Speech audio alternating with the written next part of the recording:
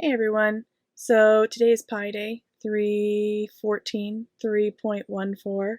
Yeah, March 14th is Pi Day, and I accidentally, I wish I could say it was on purpose, decided to do curves today. So, um, yeah, I just realized it was Pi Day, and I'm just really excited that we're doing curves today. So, enjoy. I'm actually going to use this remnant today, the one that I paid 65 cents for. Let's see. It's 10 inches long and 44 to 45 inches wide, bleached muslin. So I unrolled the remnant thing, and the camera didn't grab it. But yeah, 10 inches, still folded in half, 45 wide. Sometimes you're going to have to use scissors. Don't use fabric scissors, but these are not my fabric scissors. If there's tape on it, I had to, you see, because there was tape, I started to pull it apart, and then the tape got in the way, so I had to cut it open, making sure I didn't cut through the fabric part. But yeah, that's how you open those little remnant things. Yeah, there should be plenty for me to be able to do curves. I mean, demonstrations on how to sew a curve. Alright, so I just took a plate, little kid plate that I use as a dessert plate kind of thing, and I traced around it to be able to get my the kind of curve that I'm looking for. I think I'm going to split that into fours. So I cut off the end of this over here, and I'm going to cut it into quarters, and I can't find any of my smaller rulers, so I'm going to have to use my yardstick, which is also a meter stick, because physics. Okay, my husband is actually a physics major, but I bought this before I met him, so okay. I'm not trying to be exactly accurate. In fact, I'm a little bothered by the fact that I didn't center that plate on here. And this is a weird marking pencil that I decided to try recently. It's supposed to be a disappearing ink kind. Turn this.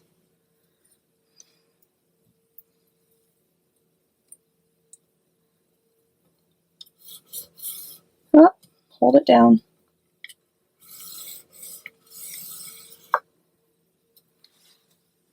There we go. There we go. Okay, so I've cut them all apart. I use these scissors. I like spring-loaded scissors, because it's just, you just push them down. Okay. And I still have like half the fabric. See?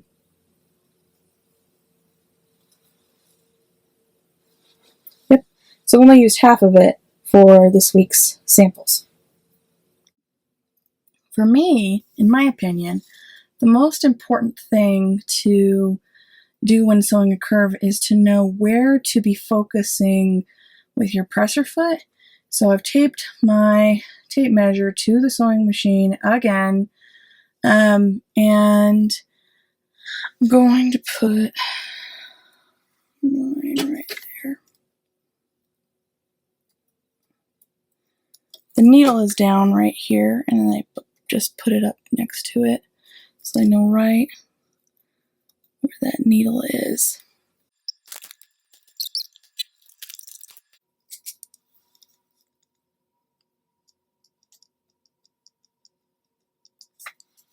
There we go, now I can see it.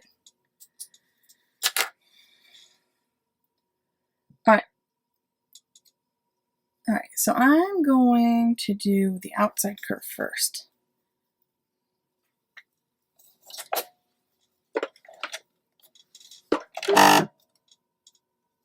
Okay.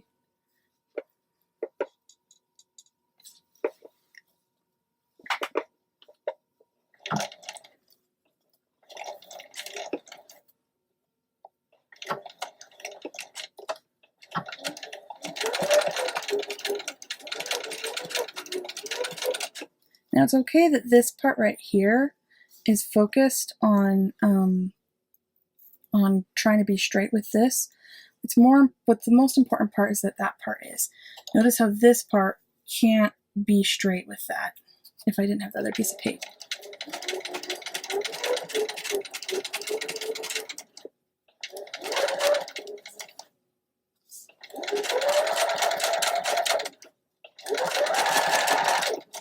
I'm just slowly pushing it that way.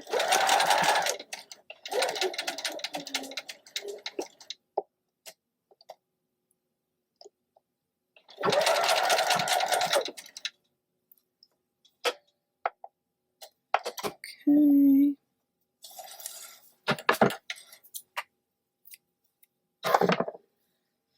I'm going to do another one of those.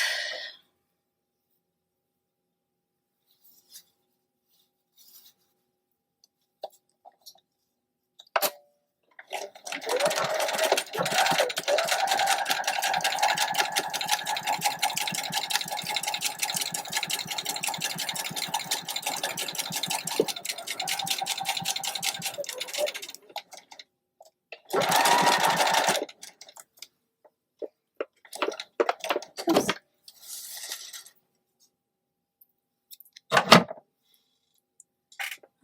Okay.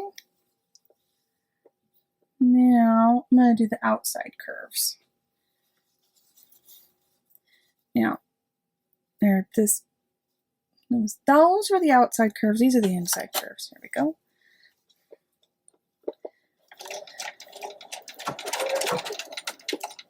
Now you can see that this part right here, it doesn't match up right here, but it does right there. That's what matters.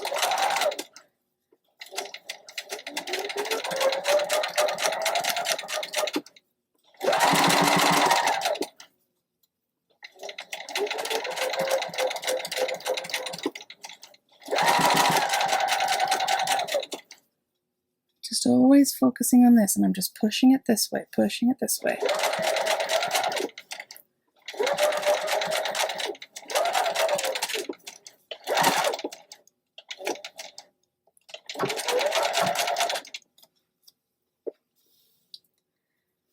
Okay.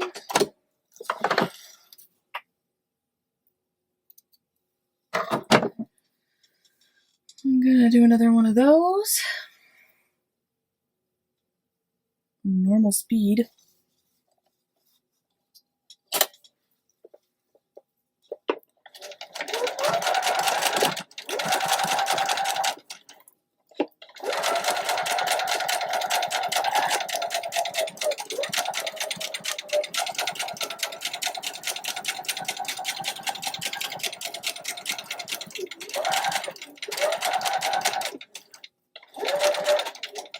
Oh, they got separated a little bit.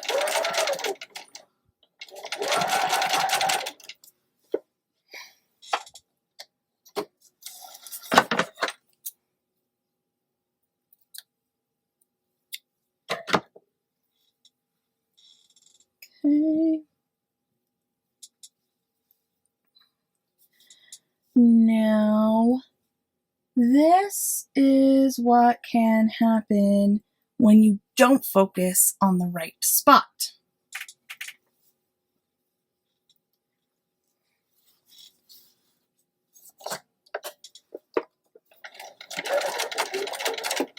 Like I'm focusing here instead of over here.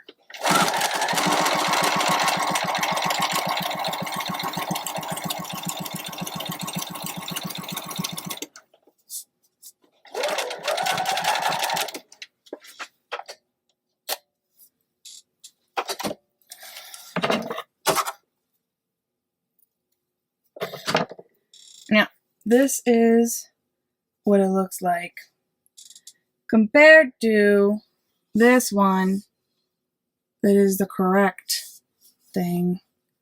And if I place them together, you can kind of see the purple underneath there. It's made my seam allowance too big. Okay, that's what that's done. Now, it'll probably do the opposite thing with the other curve, the inside curve.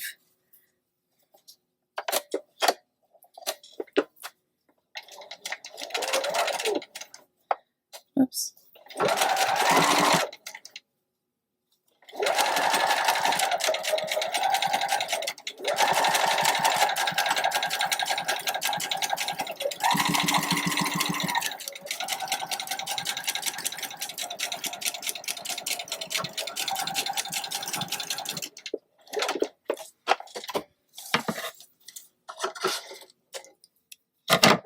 I don't like to do that. Too much tension.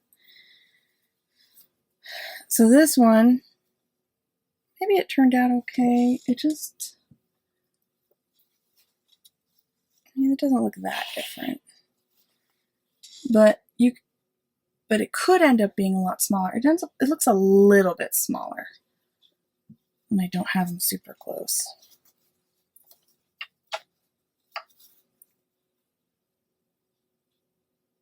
Yeah, this one's a little bit smaller. It's very minute. Maybe it would make a bigger difference in a different size circle.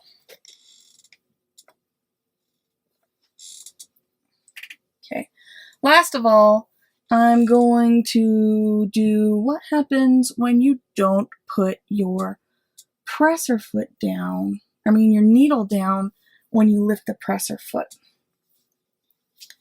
So let's say I start this off really great.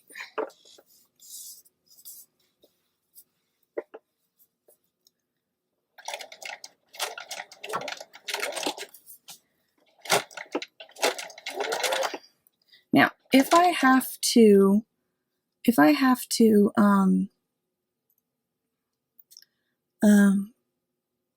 like if I can't push this enough just by pushing it, and I need to lift my presser foot, that's fine.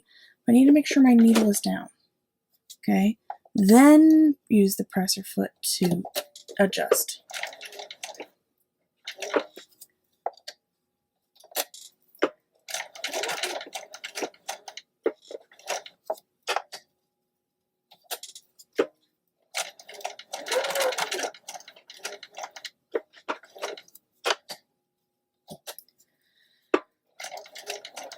Now here's what happens if I don't.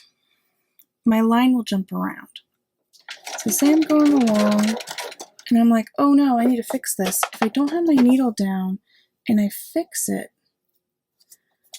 I might get an uneven stitch. Oh no, I need to fix it.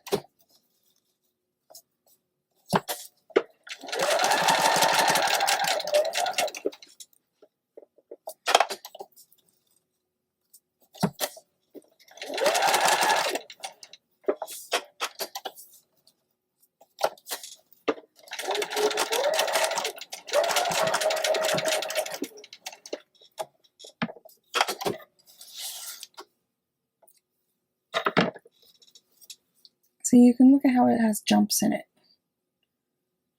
Okay? Same thing with this one.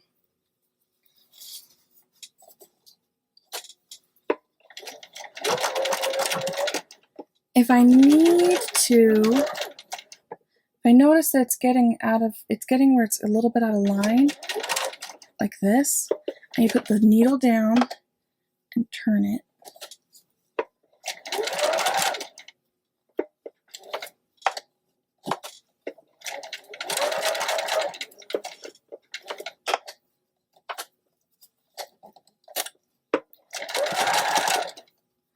Okay, but then I'm going to that halfway around like that. Well, this is the one that got a little bit funny. There we go.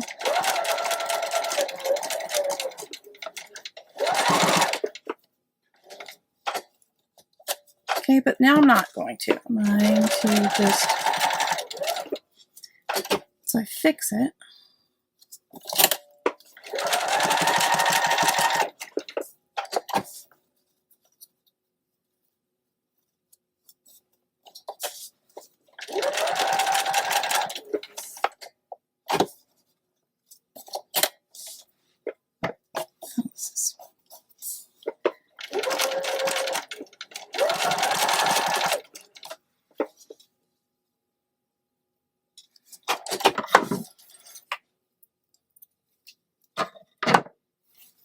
And now I've got these jumps in it. See how this one's nice and smooth? And this one's got all these little jumps.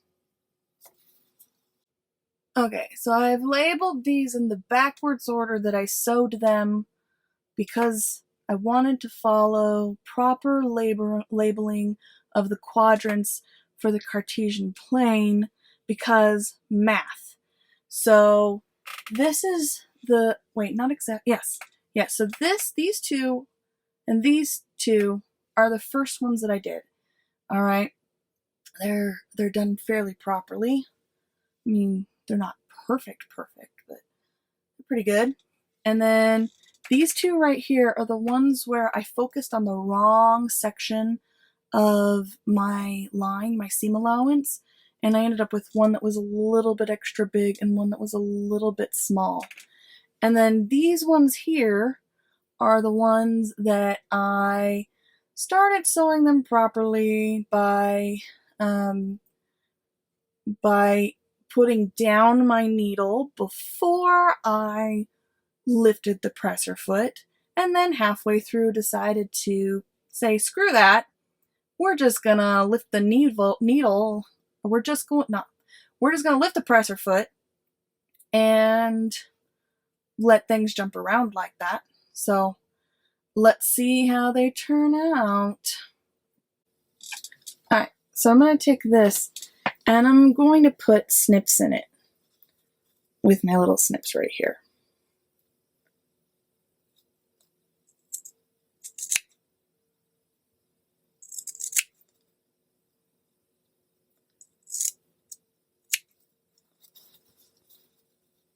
Now what I'm doing is I'm doing it as often as like there's a straightish line, okay? Because everything in all of this fabric that's in the seam is going to get folded back into here, and I want it to be able to lie flat. Okay, I'm just doing one. I'm only going up to about that close. I don't want to go much closer to that than that.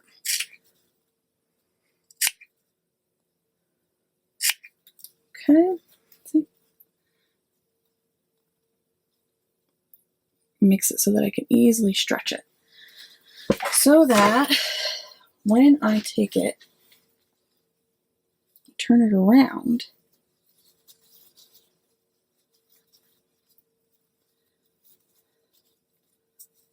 this will actually go smoothly. I think I need to iron it so you can really see. But it's fighting me right here. But that way it goes, it's kind of working. Now with this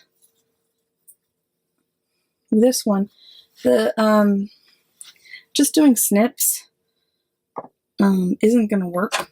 I have to actually do notches. So they're little triangle cutout pieces. I'm still going to do them about that far apart. So I'm gonna do the same thing, but every so often where it's straight, I'm going to do a slanted line.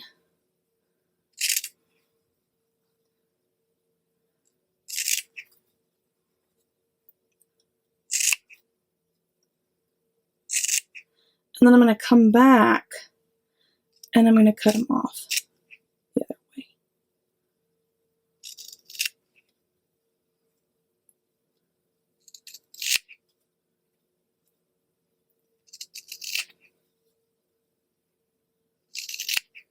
So that looks like this. Actually, this needs another one. There we go. That way, when this gets folded in, just like with the corners that I did last week, these aren't running into each other. Okay. That way, when I turn it inside out, it'll actually resemble a curve. Alright, see, I have spring-loaded pinking shears. The part that keeps them closed it fell off.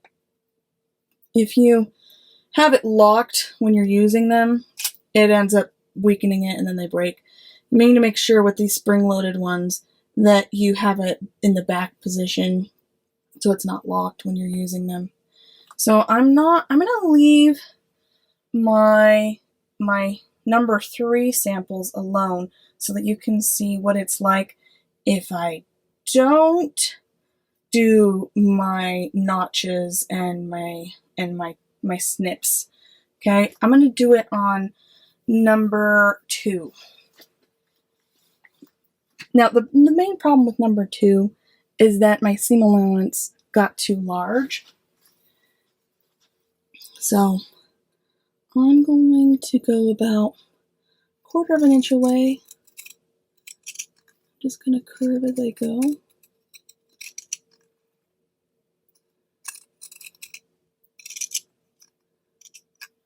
Okay, that also creates, because I've trimmed it, there's not as much fabric, but also because I have these little triangles out of it, that also helps make it be smooth so that you can see the difference. Okay, now it's not going to work on that one over there because it's the wrong kind of curve. Now I could trim it with them, but yeah.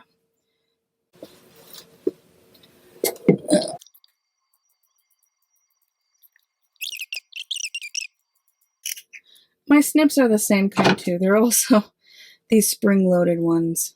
It's just a lot easier.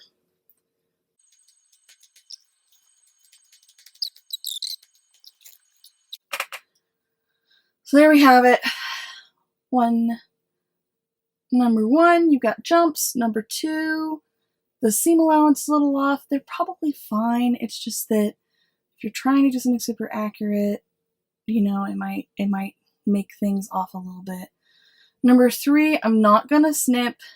And number 4, I've done the snips and the notches. Okay, I'm gonna go iron them now. So this is what they look like now after they've been ironed. I cannot get that one to pull I can't pull it enough to get it to straighten out. You know, it's just kind of annoying. So let's see how these all turned out. Number 1 looks pretty good, except for this section right here. Those are the parts where the jumps are. It's trying to correct it. So it looks okay. It looks okay, but I've got these little tiny pockets right there. And same with the outside curve. It has little flat spots where my jumps are, right there from to there.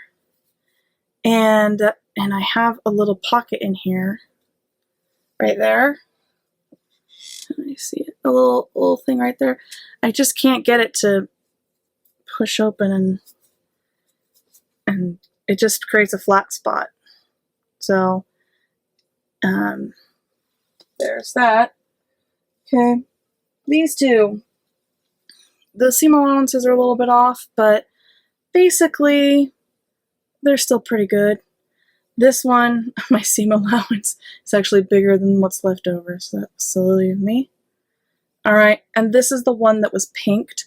Because there's a section where I didn't get quite close enough, if you look like right here, in this area, it's a little bit further away from the actual stitches, and so I have a little bit more bulkiness there. Kind of creates a fold there and a fold there, but it's pretty smooth otherwise.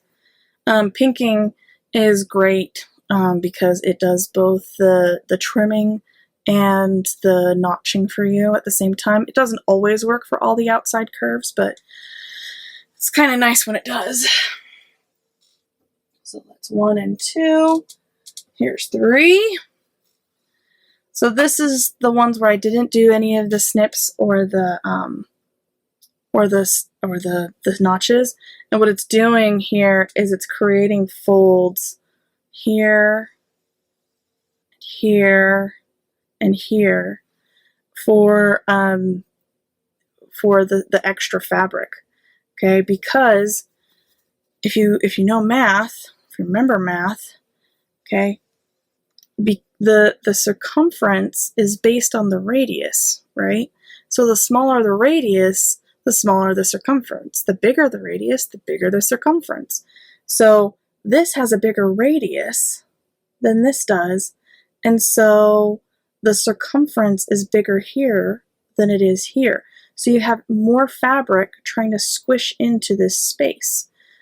That's the reason why you've got to do the triangle, the notching for it. Now, and then this one doesn't have any snips at all, and I can't get it to straighten out. The more I do, it creates these little folds on the inside here. And what's just happening is that it's trying to make this less. So it's, again, same thing. Now I've got the opposite problem. I've got a bigger circumference here and a smaller one here, and no way to be able to release that. Okay, so what it's doing is it's trying to fold back to create space. And you can also end up doing something like this when you don't do enough snips. I did that on a neckline that I did once, right here, and it just didn't lay flat because I didn't do enough snips in it, and so it would lie flat like in one section, and there'd be a section where it was like all bunched up and everything like that. So that can happen. They just don't want to lay flat. Okay, and then these are the ones that are done right. Okay, I don't have any sections along here where my thread is like extra poking and then creating little pockets. It's pretty smooth, lies pretty flat. Even though I haven't trimmed the seam allowance from 5/8 of an inch down to something smaller like 3/8 of an inch or 1/4 of an inch, never go smaller than 1/8 of an inch, they still lie flat. And this one, even though I haven't trimmed it, it still lies flat. And I don't know if you can see it with the light, but because of the way that I notched it, there's still a little space in between the notches, so they're not running into one another. They're not running into one another, so it lays nice and flat and it's smooth. So, anyways, I hope that has helped. Hope that helps, and good luck. You still don't get it, Bruce. Aren't you squished? No?